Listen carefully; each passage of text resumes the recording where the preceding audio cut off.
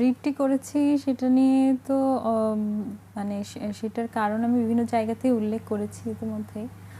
আর যে প্রধান দুইটি কারণ, দুইটি বক্তব্য আমার রিটের মধ্যে ছিল, সেটি হচ্ছে যে ডাকসুর গঠনতন্ত্রের যেই মূল বক্তব্য বা মূল লক্ষ্য উদ্দেশ্য, এইমস অ্যান্ড অবজেক্টিভসের মধ্যে হচ্ছে 2-এর এতে যেটা আছে যে ডাকসুর অন্যতম লক্ষ্য এবং উদ্দেশ্য হচ্ছে মুক্তিযুদ্ধের স্পিরিটকে ধারণ করা এবং সেটিকে সমুন্নত রাখা।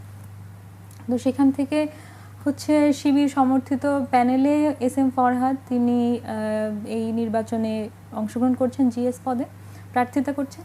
এছাড়াও তিনি শিবিরের যে কমিটি আছে বাংলাদেশ ইসলামী ছাত্র শিবির, সেটার যে ঢাকা বিশ্ববিদ্যালয়ের যে কমিটি, সেটিতেও তিনি আসলে জিএস পদে বহাল আছেন।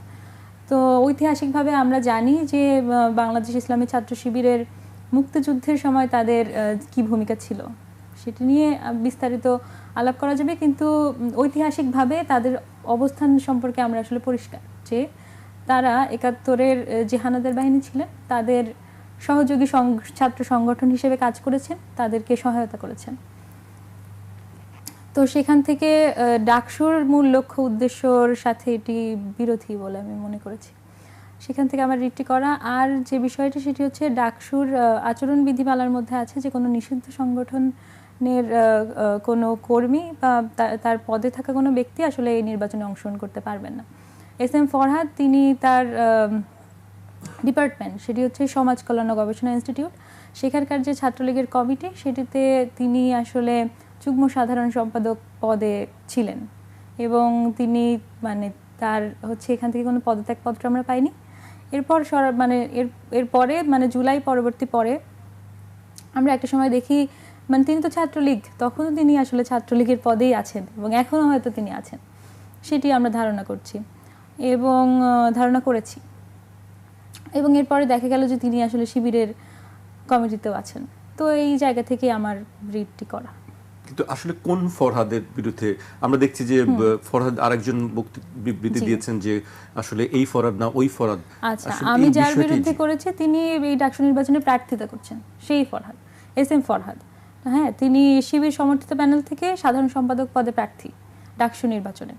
তো তিনি পড়েন হচ্ছে সমাজ কল্যাণ ও গবেষণা ইনস্টিটিউট। এছাড়া আরেকজন ফরহাদের নাম আসছে সামনে, তিনি পড়েন ফার্সি ডিপার্টমেন্টে। তো তাদের দুজনের ডিপার্টমেন্ট আলাদা, তারা মানুষ আলাদা, তাদের সেশন আলাদা, কিন্তু তাদের হলটা এক। তো এই ক্ষেত্রে অনেকের কনফিউশন হচ্ছে। আমি ফার্সি ডিপার্টমেন্টের ফরহাদের বিষয়ে কিছু বলিনি, আমি আসলে ওই যে যিনি ডাকসু নির্বাচনে জিএস পদে দাঁড়িয়েছেন তার বিরুদ্ধে রিটটি করেছি। এই রিটটি করার পরে আমরা জানি, দেশের সবাই জানে যে কুরুচিপূর্ণ মন্তব্য করা হয়েছিল আপনাকে ঘিরে এবং যিনি করেছিলেন তাকে আজকে বহিষ্কার করা হয়েছে বিশ্ববিদ্যালয় থেকে।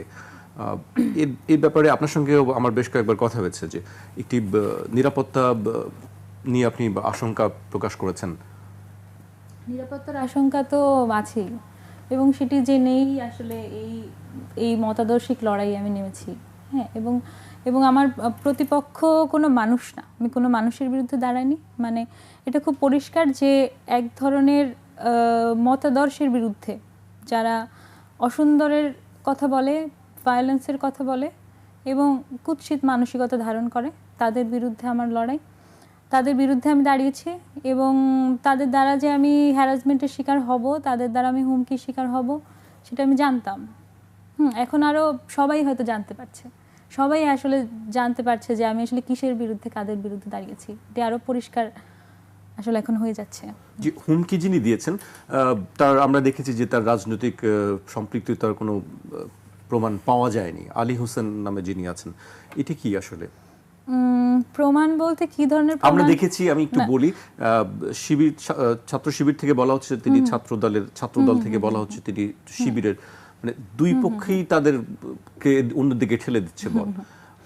আচ্ছা, মানে এটা আসলে অস্বীকার করার কিছু নেই যে তিনি ছাত্র শিবিরেরই কর্মী এবং সমর্থক, কারণ তার প্রোফাইলে একাধিক জায়গাতেই পাওয়া গেছে যে তিনি ছাত্র শিবিরের সাথে মানে ভীষণভাবে সম্পৃক্ত। সেটি তিনি অস্বীকার করলে করতে পারেন, মানে সেই অধিকারও তার আছে।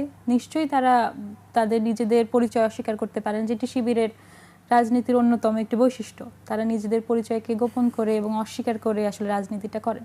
এই জায়গাটি তারা করতে পারেন এবং করছেন, কিন্তু এর যথেষ্ট পরিমাণ প্রমাণ, তথ্য, ছবি আছে যে তিনি ছাত্র শিবিরের সাথে সম্পৃক্ত এবং তাদের সাথে তিনি রাজনীতি করেন। জি, আপনি বলছেন যে তিনি শিবিরের সঙ্গে সম্পৃক্ত।